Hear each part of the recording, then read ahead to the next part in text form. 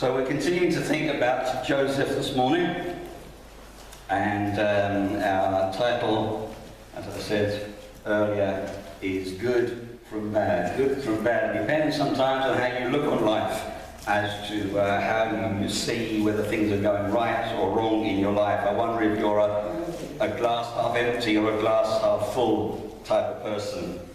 Someone said, I tried to have a good, positive outlook on life. After all, my life might only be a couple of years long. Of course, some will say that thinking positive might attract negative things. But hopefully not.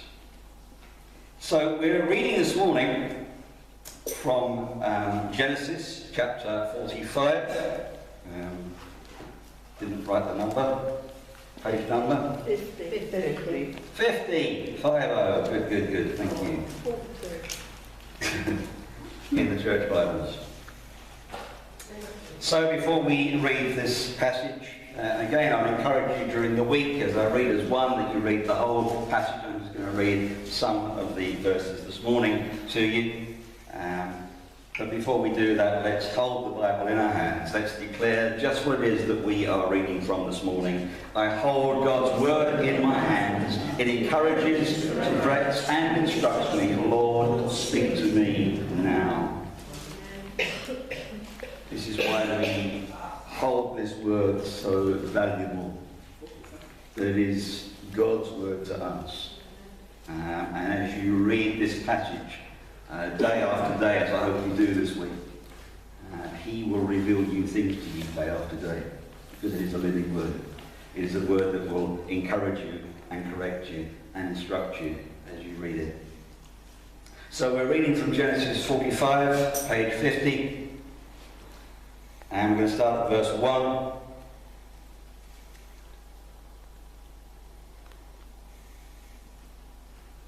Here we have Joseph now in Egypt. He's been put in charge of all the food, and his family is coming looking for food, and they come and they bow before him.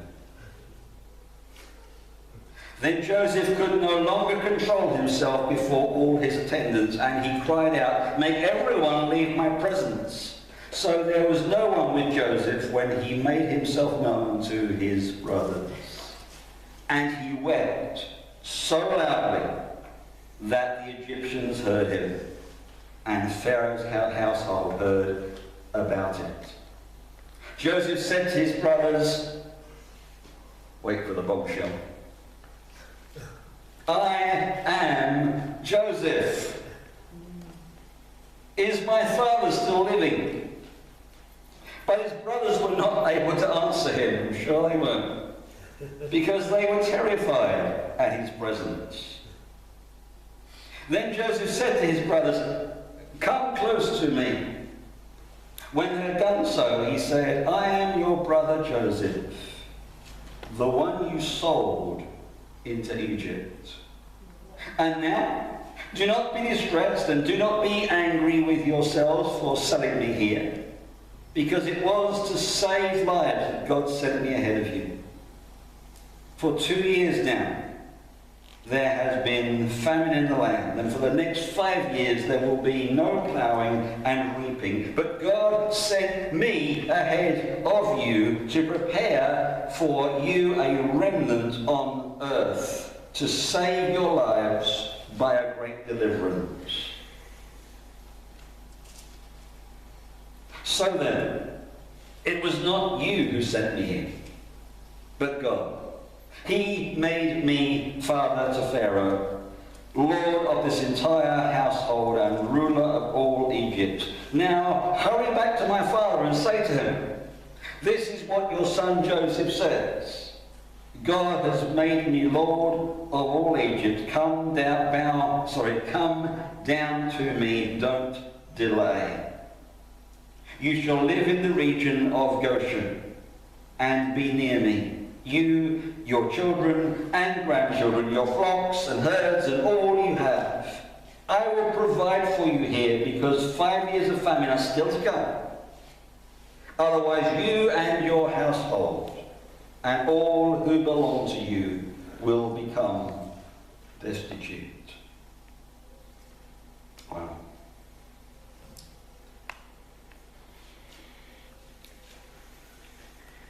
I missed that slide. Don't worry about it.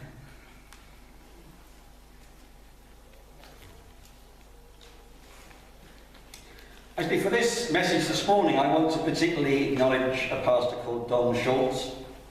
You know, I can read lots of different thoughts and messages and sermons and ideas and so on for preparing for this Sunday. And this guy's message kind of just hit home with me. And I picked out quite a few words of what he's used and the general way that he was running this particular thought. So I acknowledge him. I'm sure you've heard of the expression, God is my co-pilot. God is my co-pilot. It's a way of saying God is at my side, helping me through life. Is that true? Well, yes, it is true, kind of. God is with us. He's with us all the way. Wherever we go, he is all present, of course. Psalm 46, verse 1. God is our refuge and strength, our ever-present help in trouble. So he is kind of next to us. He is helping us. He's there to help us. But God should not really be in the co-pilot's seat, should he? When we become a Christian, we declare, particularly at baptism, Jesus is Lord. And for a Christian, God shouldn't therefore be in the co-pilot's seat while we remain steering our way through life. The Lord should take over the pilot's seat. That's what you're saying. Jesus is Lord. I'm putting him in the pilot's seat. He is in charge now. He is driving this. He is the one that should be steering our life, not me any longer.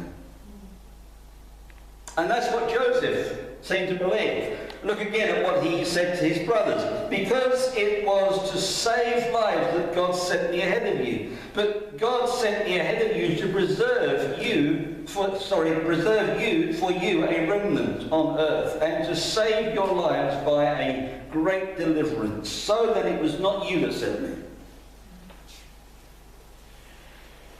And he might have added, it wasn't me that sent me either.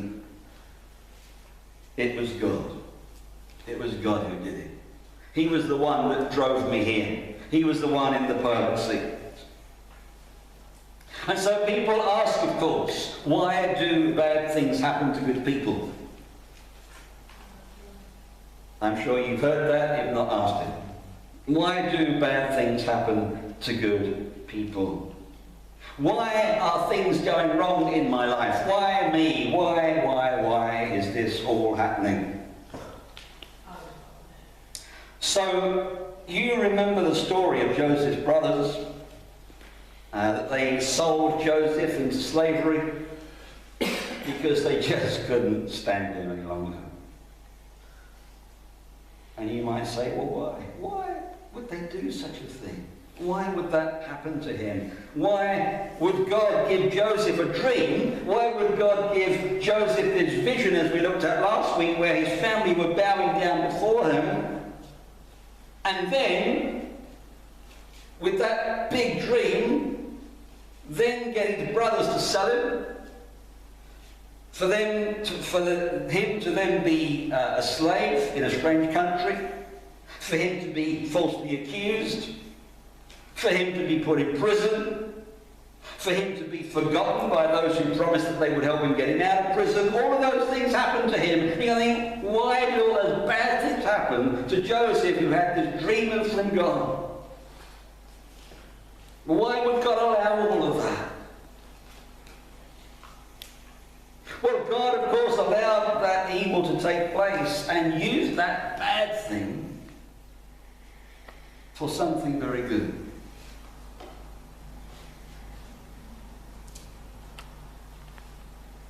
That was part of the dream, if you like.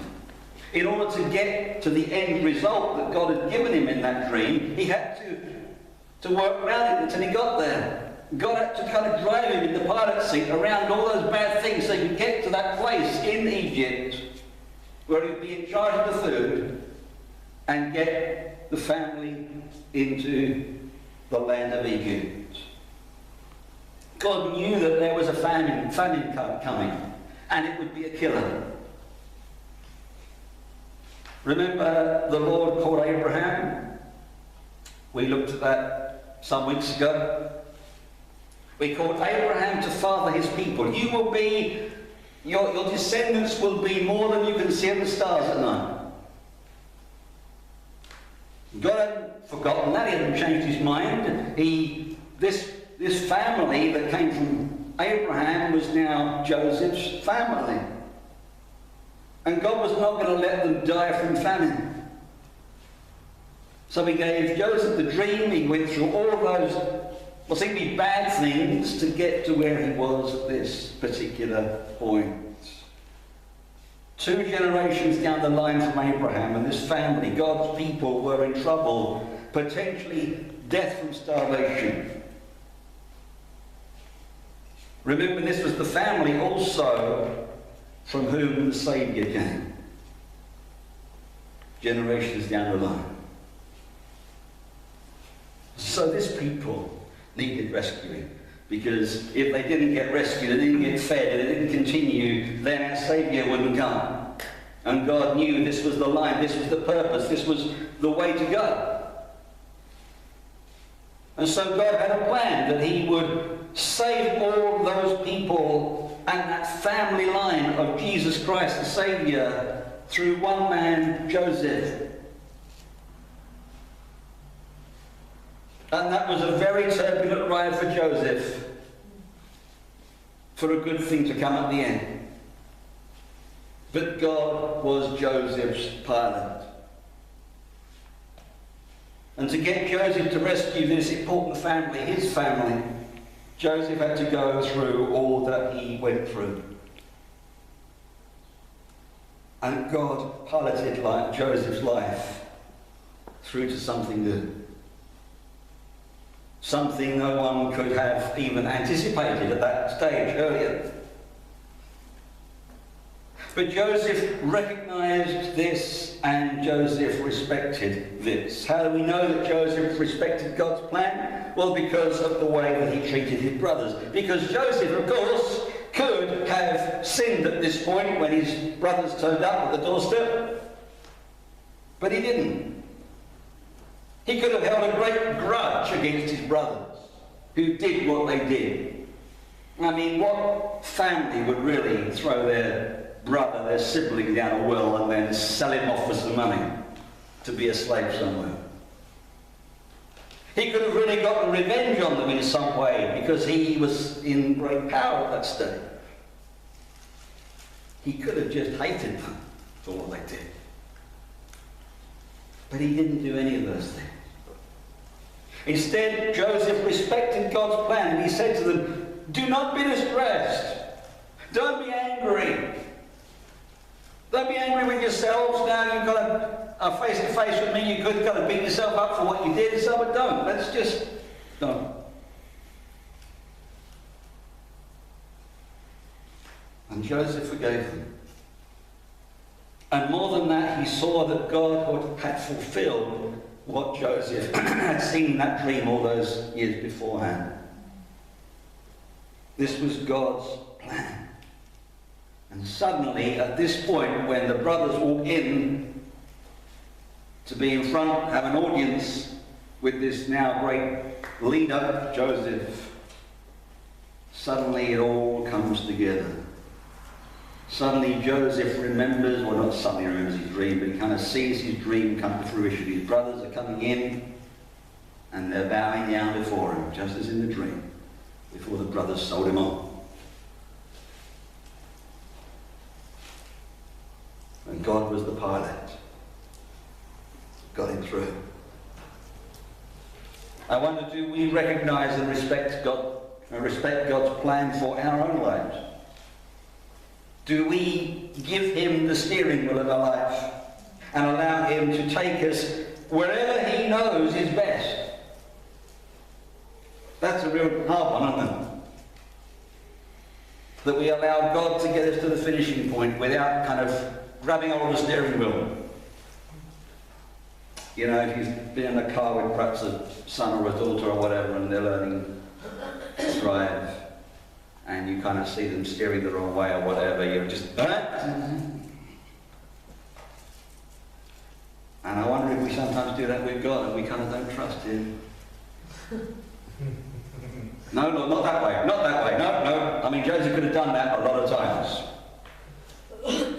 He could have said to the Lord, excuse me, I had this dream, my brothers are going to bow down before me, and now you're selling me up to slavery, now you're putting me in jail, now, whoa, can you just steer this way, please?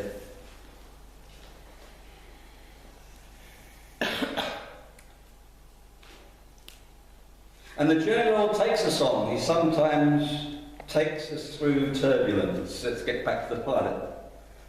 So let's put him in the air for the moment. You know, you're going along, and sometimes the pilot comes online and says, we're going to experience some turbulence, just put your seatbelt on and we'll get through this. And I go, okay, well, you're in charge, I'm not coming, I can't really do a lot about it at 35,000 feet, so I'll leave it in your hands. And then I come.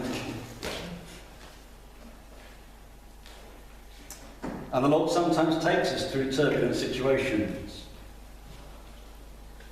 And we must not run into the pilot and say, let me take control now, get us out of here. Because he'll see us through. Some others will say to us, when we're allowing God to pilot our lives, what are you doing? Why are you taking that course of action? I mean, it's just, why are you doing that? Bail out. Change course. You're going the wrong way. But if we are in consistent conversation with the pilot, if we know him day in and day out, if we wake up first thing in the morning and say, Lord, what do you want me to do? Where do you want to take me today? What is it you want me to say? And where do you want me to be? And all of that. It's kind of saying, Lord, you've got the pilot steering wheel. I'm just going to go wherever you want me to go, and I'm going to trust in you. And so when things happen during the day, we can kind of say, Lord, just leave me with you. This is a turbulent moment today. I'm going to get buffeting around and so on. And you just get me through it. Because I trust you. I don't trust me to hold the steering wheel. I trust you because you've got me through this far and you've got through all those millions of people in the world through life. So I'm just going to trust you. God says, I know, Jeremiah 29:11, you know this passage, I know the plans I have for you. Plans to prosper you and to not harm you, plans to give you a hope and a future. And God is like that with us. And says, I've got a plan for you. Can you just let me take the steering wheel of your life? And I'll get you to that place. If you start grabbing hold of the wheel, or if you start taking me out the pilot seat and putting yourself in there, we're not going to get to where I want you to get. He has plans for us. He has plans for you. Paul writes in Romans 8:28, in all things God works for the good. For the good. He works for the good. Doesn't mean everything's going to be good. But he works for the good for those who love him. He's got the good in mind at the end. Our Lord sees the big picture. And we so often see the small picture, the little tiny bit. And I go, oh yeah, I can see what's happening in my life. And God says, yeah, but I know the whole eternity. I've got the whole plan. You haven't seen the whole big thing.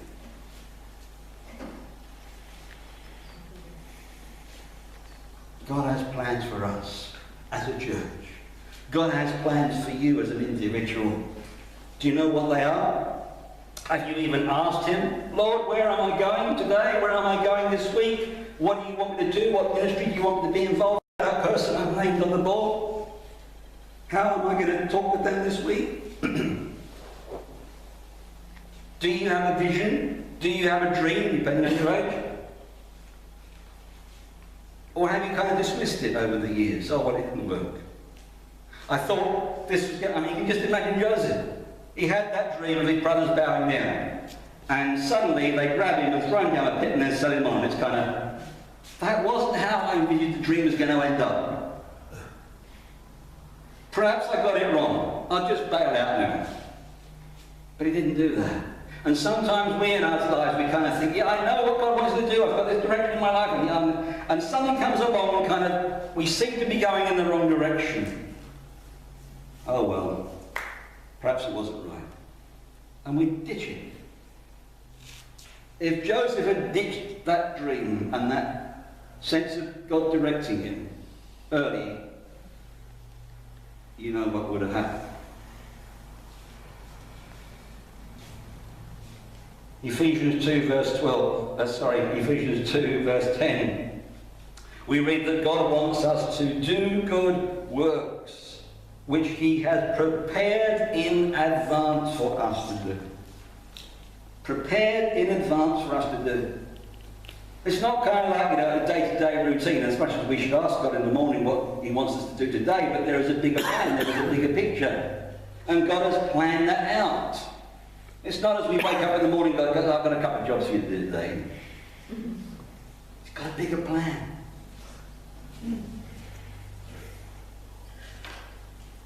Some here might cling hold of the steering wheel in their lives. You don't mind the Lord sitting in the co-pilot seat, because that's okay. If something goes wrong, you can kind of turn to him and go, Lord, can you get me out of this? Can you help me? And how many times do we do that? When things go what we think is apparently wrong, we kind of quickly, Lord, help me. And he will lovingly do that. I think if I was God, I'd say, yeah, but you never actually let me steer the steering wheel, did you? It wasn't until you got out of control that you wanted me to help. Why shouldn't I sit in the pilot seat and drive you through in the first place?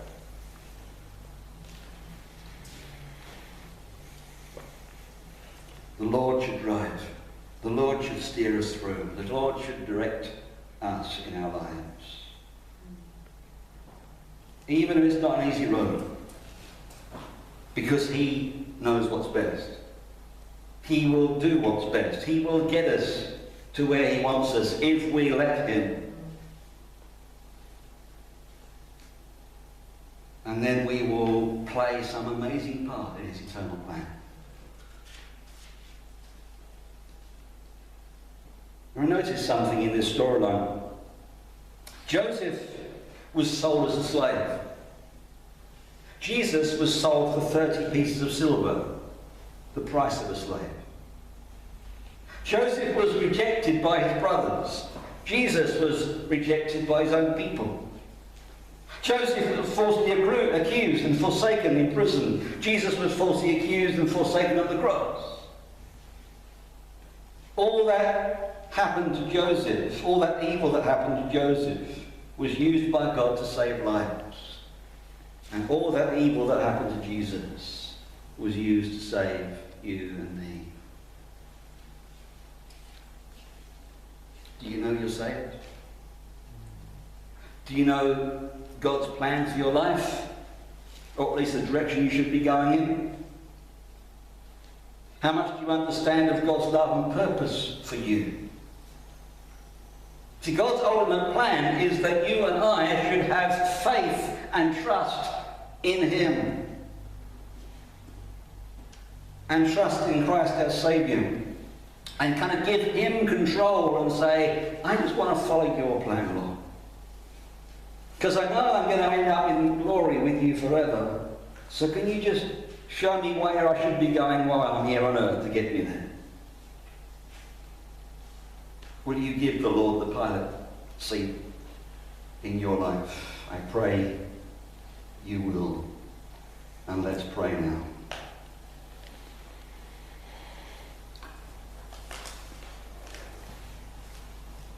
Father, we seek your forgiveness for the many times that we have rebelled against you, when we have grabbed the steering wheel of our lives and done what we think is best. even to the point of grabbing it out of your hand sometimes. Lord, we're sorry. Help us to have a greater trust in you as the pilot of our life. And Lord, this morning, we deliberately say to you, take control. I'm getting out of the driving seat and I'm putting you there. And Lord, from now on, when I go out of this building, when I get home, when I wake up tomorrow morning, I'm going to put my trust in you to steer me in the right direction, to show me your will, that I may follow in that right direction, Lord. For you are my Lord.